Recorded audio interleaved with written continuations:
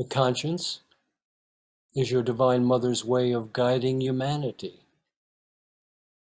from behind the curtain of time and space. The conscience is your Divine Mother's way of guiding humanity from behind the curtain of time and space. Contemplate that now and throughout this coming week.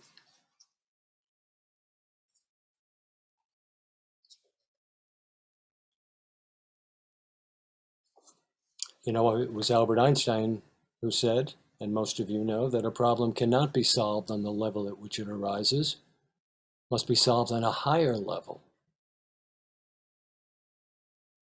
That's never been more true than today. We have many challenging relationships and circumstances in our lives today. Whether it's the affairs of the world or a more private struggle that disturbs your peace, solutions sometimes can feel elusive. Some days, of course, are better than others, when kindness and grace and insight appear. But some days, things seem worse. We're aware of fear or anger, judgment, anxiety, stress. Sometimes it feels overwhelming, that things are speeding up at tremendous rates. Well, as I often say, you can't take this personally. This is the human condition. The truth is that each of us faces challenges every day, large and small. Perhaps it's health, job stress, difficult family relationships, finances, education, violence, prejudice in all its hurtful forms, and more. But as Einstein so wisely advised, we cannot solve these problems, these situations, by relying on the same kind of thinking that got us into trouble in the first place. In other words, we must seek a higher knowledge. Of course, you're not Albert Einstein, and neither am I. But each one of us, including you, already has access to the source of greater wisdom and creativity that you need and I need to solve life's most challenging difficulties. And we're all very blessed to have yoga science, for it helps us to discover, assimilate, and employ that higher wisdom.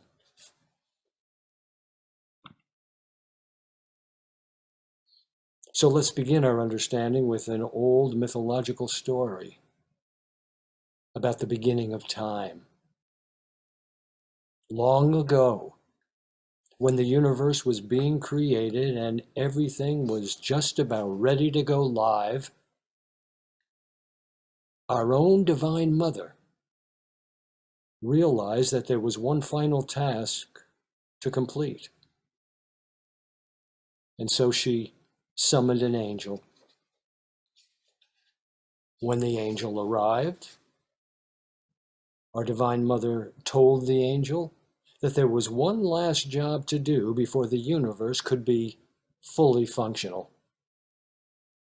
I saved the best for last, the Creator told the angel.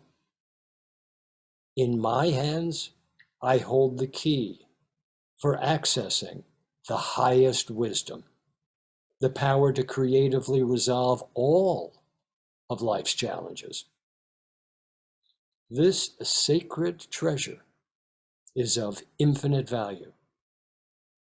And when it is finally found, human beings will know its blessing to be inexhaustible. We need to find a safe place to protect this treasure. So the angel agreed to the task and offered up an idea. I shall hide the treasure of life on top of the highest mountain peak. The treasure will be too easy to find there, replied the Creator. Okay, said the angel, then I'll hide your treasure in the middle of the largest and driest desert on planet Earth. Surely they won't look there.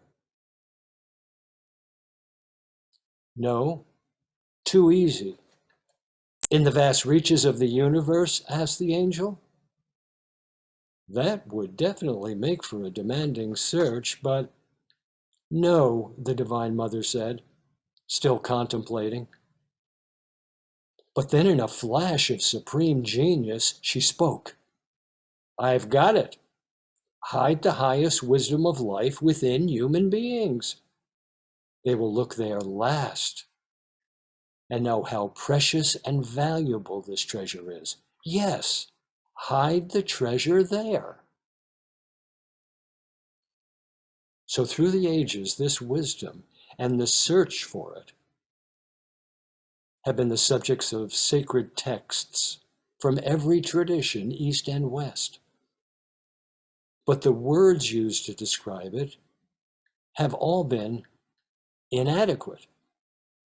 Without question, this wisdom is accessible to all, but given the predictable habit patterns of human beings, this treasure has indeed been well hidden. The last place we humans look for solutions is within ourselves. Instead, we look everywhere else. We look to religion and philosophy. We look to technology and politics, art, education. We even look to sex, food, sleep, travel, consumerism. We look to physiological and psychological therapies, a variety of addictive substances we look. We look for this or that person, for this or that hobby, or this or that profession. Yet again and again, with each well-meaning effort, we come away no better off than we were. We still have not found a reliable method of accessing and utilizing the highest wisdom to resolve life's issues, both simple and complex. And in this entire process, we deplete our energy and we remain in pain. But for you and I as yoga scientists, we know, and know that we know, pain presents invaluable guidance. Yes, in actuality, pain is the shadow of the outstretched hand of our own Divine Mother, lovingly advising us that there's some form of friction in our lives. The friction exists between our limited perspectives of our undisciplined mind and the superconscious wisdom that's always available to lead us to greater awareness, greater creativity, greater reward. We may have accepted pain as a familiar, unwelcome companion for years, perhaps decades. But at a certain point, we begin to recognize that if we always do what we've always done, we'll always get what we always got.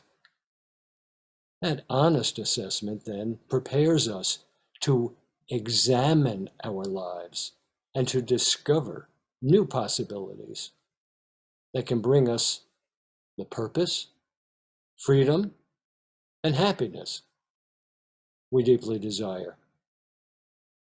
Through that new clarity of vision, we arrive at a point of openness to experimentation, and to change. The conscience, you see, is your Divine Mother's way of guiding humanity from behind the curtain of time and space. What's been your experience? Have you found that greatest of all treasures hidden by your own Divine Mother at the depths of your being? Have you experimented with your conscience to reflect superconscious wisdom? And if so, what's the nature of your relationship with your conscience? When do you use your conscience? When do you not use your conscience? And how have you benefited from your Divine Mother's sacred gift?